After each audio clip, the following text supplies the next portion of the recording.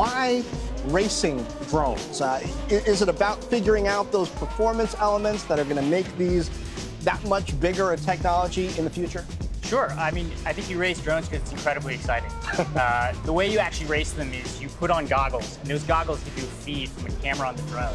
So for the experience of racing, it's like being in the cockpit of a drone. These drones are going 70+ miles an hour through buildings, around obstacles. So it's a thrilling experience. It's completely immersive. It's exciting. It's a lot like other speed sports.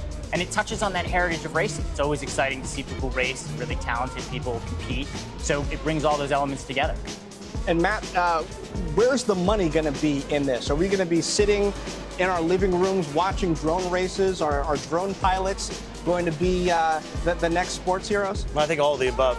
If 3 years ago, if any of us wish we could have predicted that there'd be 100 million people a month watching esports on Twitch, or that Madison Square Garden would have 30,000 people sitting there watching, game players compete for $250,000. So to me, this is the next iteration of that whole phenomenon, and I think really the sky's the limit.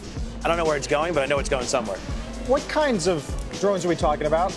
Price points? How many do you crash before you become a legitimate racer?